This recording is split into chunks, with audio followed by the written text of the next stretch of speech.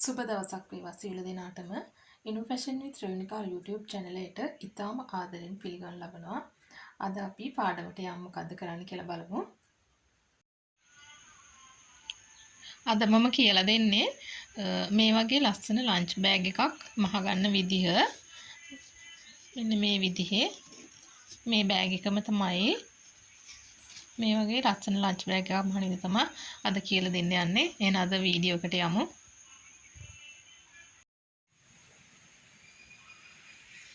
මේ බෑගේ මසා ගැනීම සඳහා අපිට අවශ්‍ය වෙනවා අඟල් 24ක් දිග රෙදි කොටසක් අවශ්‍ය වෙනවා. අඟල් 24ක් දිග මේ පැත්තට අඟල් 24ක් අරන් තියෙනවා මම. අඟල් 18ක් පළල රෙදි කොටසක් අරගෙන තියෙනවා. මේ තියෙන්නේ රෙදි කොටස. මේ තියෙන්නේ අඟල් 24ක් දිග අඟල් 18ක් පළල රෙදි කොටස තමයි මේ තියෙන්නේ. මේ කැන්වස් රෙද්දක්. ඔයාලට කැමති රෙද්දකින් මේක මසා ගන්න පුළුවන්. ඩෙනිම් එතකොට බාතික් රෙදි ඒ ඕනම රෙද්දකින් මහ ගන්න පුළුවන්. ආමු රෙද්දෙන් උනත් මහ ගන්න පුළුවන්. මේ තියෙන්නේ කැම්බ්‍රෙලා රෙදි කොටස. හරි. ඒකත් ගන්න ඕනේ අඟල් 24 18 සයිස් එකට තමයි ගන්න ඕනේ. හැන්ඩල් දෙක අරගෙන තියෙනවා. මේ තියෙන හැන්ඩල් පටි දෙක. හැන්ඩල් පටි දෙකේ දිග වෙන්නේ අඟල් 24 සහ අඟල් 24ක් දිග අඟල් 3ක් පළල රෙදි පටි දෙකක් අරගෙන තියෙනවා හැන්ඩල් එකට. ෂිපර් එක අවශ්‍ය වෙනවා අඟල් 18ක් දිග. මේ ප්‍රමාණයට අඟල් 18ක් දිග. ෂිප් ටේප් එකක් අවශ්‍ය වෙනවා. ඒ වගේම ෂිපර් හෙඩ් එකක් අවශ්‍ය වෙනවා අපිට. නම්බර 5 ෂිප් ටේප් එක සහ නම්බර 5 ෂිප් හෙඩ් එක අවශ්‍ය වෙනවා. ඒ වගේම තමයි අඟල් 1මාරක් හෝ අඟල් 2ක් පළල අඟල් 3ක් දිග ලූප් කොටසක් අවශ්‍ය වෙනවා බෑග් එකේ. මෙන්න මේ පැත්තට දාන්න. මෙන්න මේ සයිඩ් එකට දාන්න මේ ලූප් කොටස අවශ්‍ය වෙනවා. ඒ ටික තමයි අවශ්‍ය අමුද්‍රව්‍ය. අපි දැන් බලමු මේක මහ ගන්න විදිය. බෙල්ට් එක මහන්නේ මේ විදියට දෙපැත්තෙන් අඟල් භාගේ නවන්න. දිගින් වැඩි පැත්ත අඟල් භාගේ ඇතුළට නවලා නැවත දෙකට නමලා මහ ගන්න බෙල්ට් එක දෙපැත්තම මේ ආකාරයට.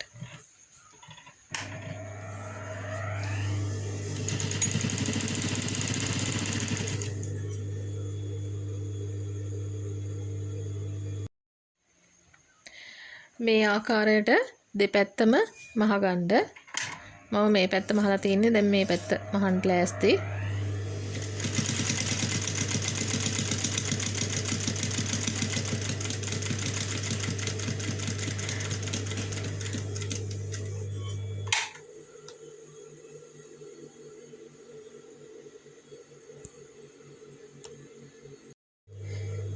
මේ තියෙන ලූප් කොටස දෙපැත්තෙන් මේ විදියට නවලා මෙහෙම දෙකට නවලා මහ ගන්න. මම වැඩියෙන් ඔයාලට හොඳට පේන්න ඕන නිසා සුදු නූල් තමයි පාවිච්චි කරලා තියෙන්නේ.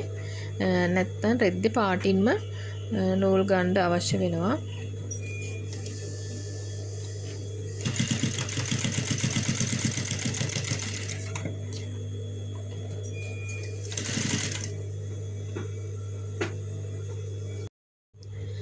රෙදි පළුවේ හොඳ පැත්ත අරගෙන මේ විදිහට හොඳ පැත්ත ගන්නවා. අඟල් 18 පැත්තට තමයි ෂිපර් එක අල්ලන්නේ. මේ තියෙන ෂිප් ටේප් එකේ එක පැත්තක් ෂිප් ටේප් එකේ හොඳ පැත්ත රෙද්දේ හොඳ පැත්තට තියෙනවා. ඊට උඩින් තියෙනවා ලයිනින් එකේ අඟල් 18 පැත්ත. තියලා දෙපැත්තම මේ විදිහට මහ ගන්නවා.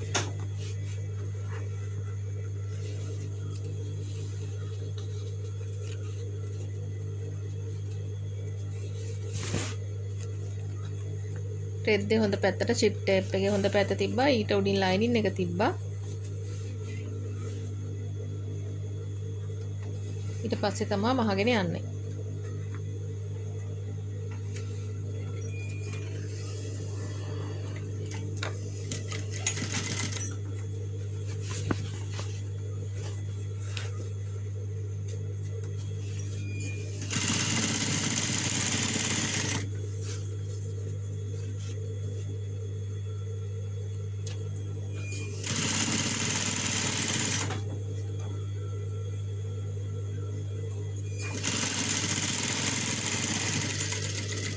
මේ විදිහට මහලා අනිත් පැත්ත හරවලා අවුට්ලයින් එකක් දාගන්න.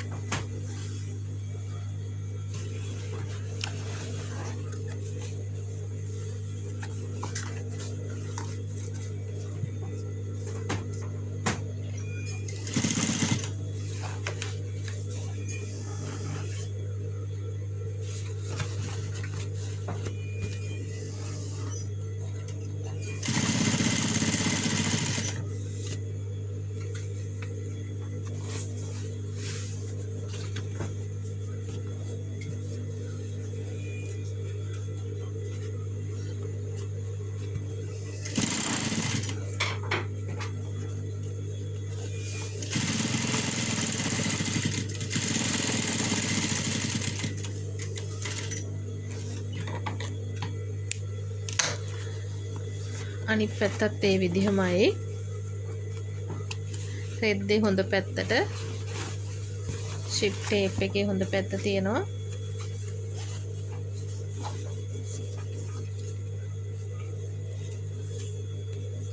ඊට උඩින් ලයිනින් එක තියලා මහගෙන යනවා.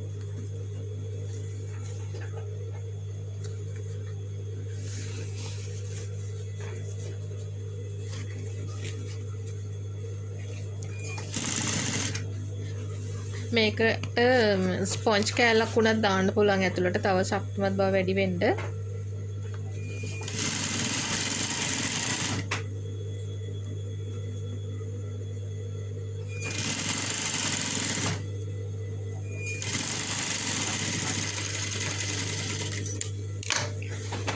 මේ විදිහට මහලා අනිත් පැත්ත හරවලා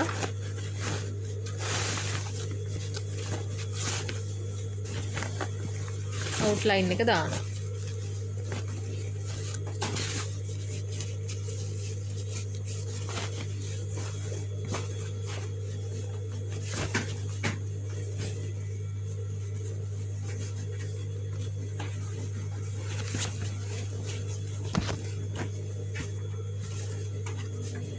හොඳට ඇදලා දාන්න අවුට්ලයින් එක.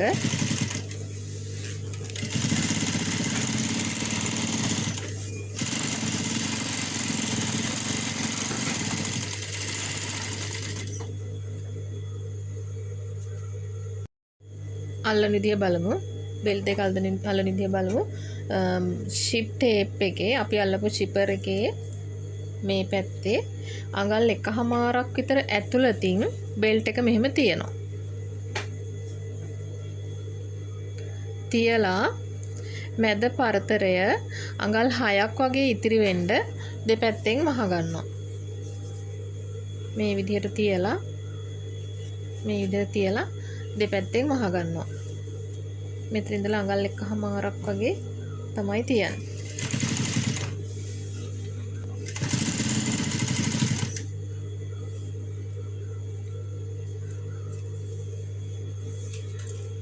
මේකේ මැද බලලා මැද අඟල් 9ක් නෙන්නේ. එතකොට දෙපැත්තට 3 හිටින විදියට මේ විදිහට දැන් මේ මෙතනට එනකම් විතරයි මහන්නේ මේ පැත්තට. ඊට පස්සේ නැවත හරවලා අනිත් පැත්තට මහලා මේ පැත්තට මහනවා බෙල්ට් එක.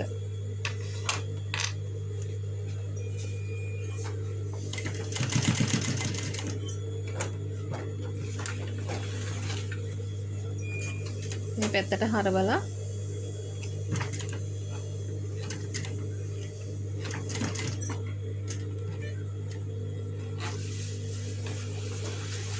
නැවත අනිත් පැත්තට හරවලා මහන්න.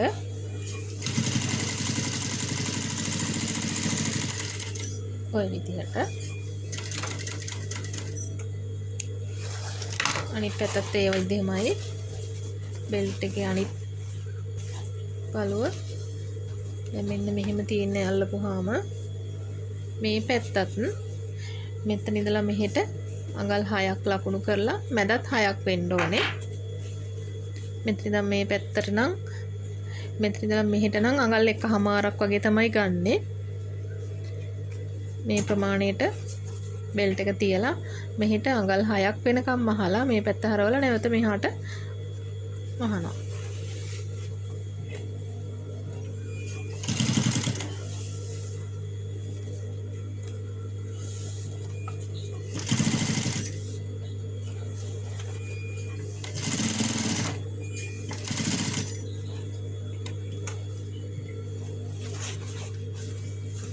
නැවත මේ පැත්තට හරවලා නැවතත් මේ පැත්තට හරවලා මහනවා.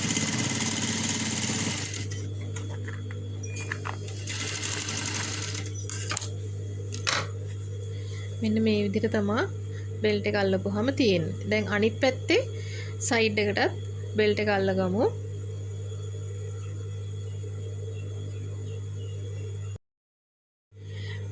බෙල්ට් දෙක අල්ලලා අවසන් වුණාම මෙන්න මේ විදිහට තමයි තියෙන්නේ. මේ විදිහට තමයි තියෙන්නේ. දැන් අපි ෂිපර් එක අල්ලගමු. ෂිපර් හෙඩ් එක අල්ලගමු අපි.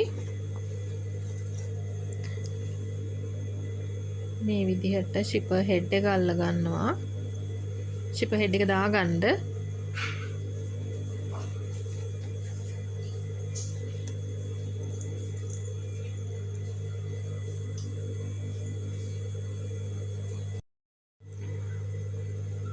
මේ විදිහට ෂිපර් හෙඩ් එක දාගන්න. මේක හොඳ පිට හරවලා දාගන්නත් පුළුවන්.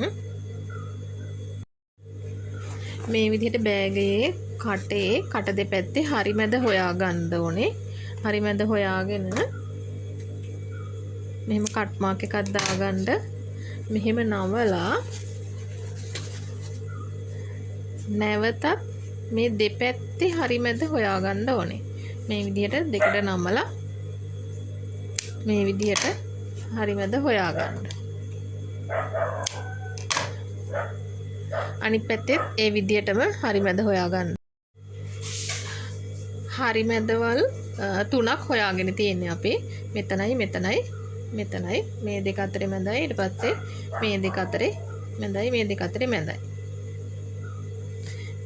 මේ විදිහට එකයි මේ විදිහට නමලා දෙපැත්තේ මැද හොයාගෙන තියෙනවා.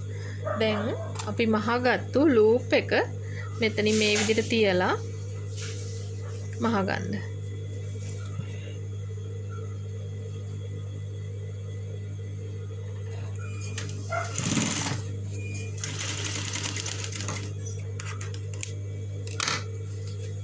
ලූප් එක මහගෙන ඉවර වෙලා මේ දෙපැත්තේ කට් මාක් දාගත්තු තැන මෙතෙන්ට අරගෙන ඇවිල්ලා තියන්න ඕනේ මෙන්න මේ විදියට. මෙහෙම නවලා මේ විදියට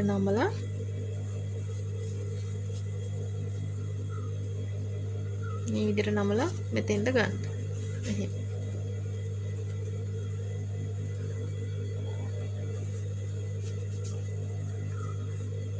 ඒකල්ලා අපිට පුළුවන් අල්පෙනෙත්තක් හරි මොන හරි පින් එකක් ගහගන්න.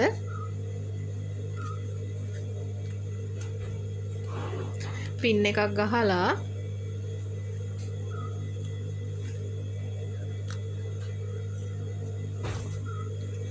මේ පැත්තත් නවා ගන්න. මේ විදිහට. මේ කට් මාක් එක ළඟින්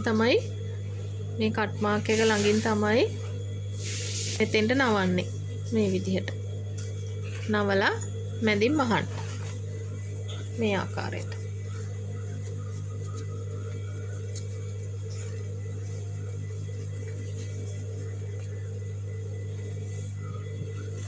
නැව්වට පස්සේ මෙන්න මේ විදිහට තියෙන්නේ W අකුර වගේ තමයි නවා ගන්න ඕනේ. මේ තියෙන්නේ මේ නවාගෙන තියෙන විදිය W අකුර වගේ නවා ගන්න. නවලා දෙපැත්තම මේ විදිහට තමයි මහගන්නේ.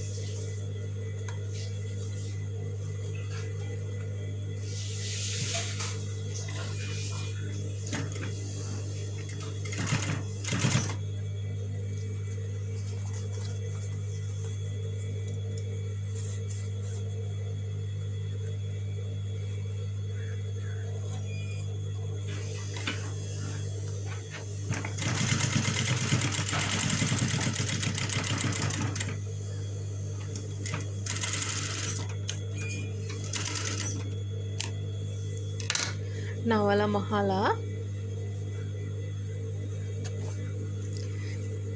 මේ පැත්ත පයිපින් කරන්න අවශ්‍ය වෙනවා. අනෙක් සයිඩ් එකත් ඒ විදිහටම මේ කට් මාක් දාපු තැනට මේ නැම්ම අරගෙන මේ පැත්තෙත් කට් මාක් දාපු තැනට මේ නැම්ම අරගෙන සයිඩ් එක මහගන්න තමයි තියෙන්නේ. මහලා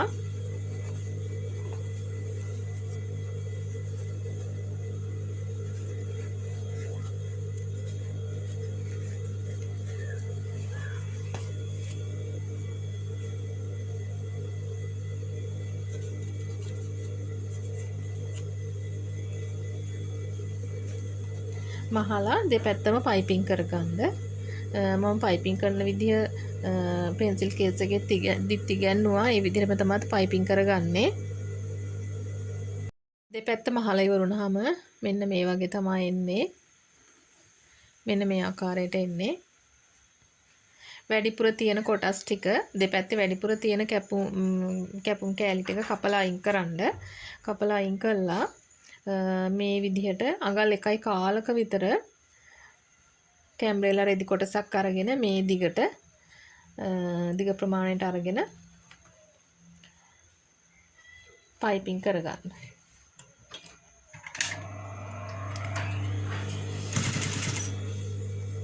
මේ විදිහට පයිපින් එකක් දාගන්න.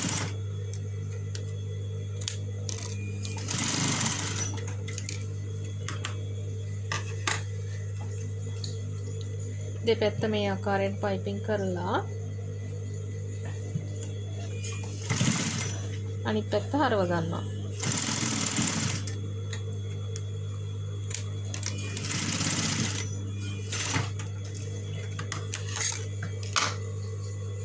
මේ විදිහට ෂිපර් එක ඇරලා අනිත් පැත්ත හරවනවා.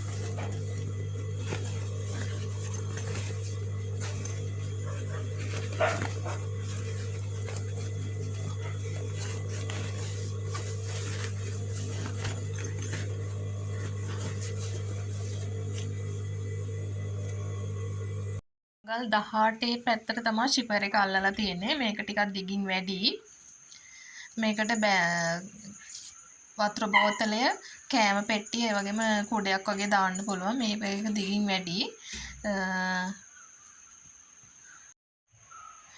එතකොට මේ බෑගය අඟල් 21 පැත්තට තමයි ෂිපර් එක අල්ලලා තියෙන්නේ. මේ බෑග් එක ටිකක් මහතින් අඩුයි. මේ ටිකක් මහතින් අඩුයි. අඟල් 21 පැත්තට තමයි ෂිපර් එක අල්ලලා තියෙන්නේ. මේකට නම් ලන්ච් බොක්ස් එක විතරම තමයි දාන්න පුළුවන්නේ. ඉතින් මේ වගේ තවත් වැදගත් වීඩියෝ නරඹන්න අනු fashion with Renuka YouTube channel එක subscribe කරන්න, like කරන්න, comment කරන්න. ඔබ සියලු දෙනාටම බෙහෙවින්ම ස්තුතියි.